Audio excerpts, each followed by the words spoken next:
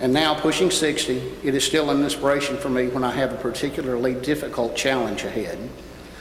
To the young man that I spoke with earlier, remember that your goal to be a technician is something that you must keep with your training at the Technology Center.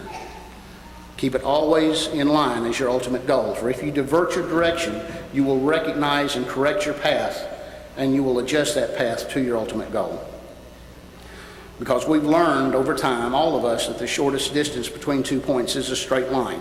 And on that straight line, you must put your short-term goals so that they fit in a direct line, pulling you always closer to your long-term goals and ultimately where you want to be with your life.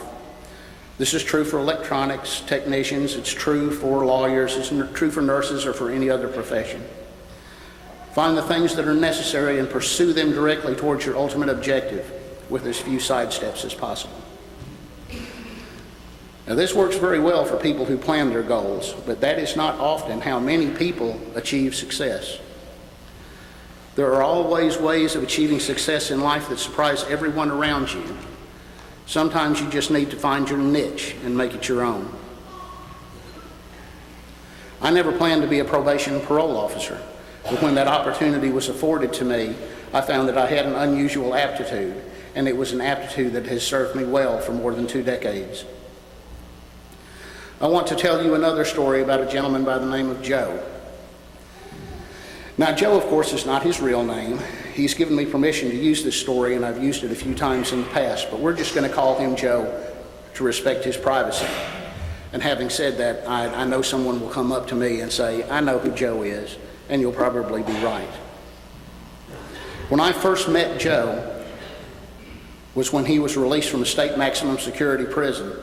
You see, he dropped out of high school at a very early age, and at age 18, he made a big, serious mistake. His mistake was to rob a convenience store at gunpoint. He was convicted and he was sentenced to 12 years in the penitentiary in the Department of Corrections. And during that time, I know of only one thing that Joe accomplished, and that was to get his GED behind bars. I know Joe because I was his parole officer. Every parolee has to have a job when they get out of jail, and it's amazing to me that someone locked up behind bars can find jobs when those of us out on the street looking cannot. But it seems to be true. In this particular case, the way Joe found his job was that his mother knew someone who managed a sandwich shop. And after asking him and begging him several times to consider hiring her son, he agreed. And he did this as a favor to Joe's mother, having never met Joe. But when Joe first came to see me, his hair was long and unkempt. He had a beard, numerous prison tattoos on his arms,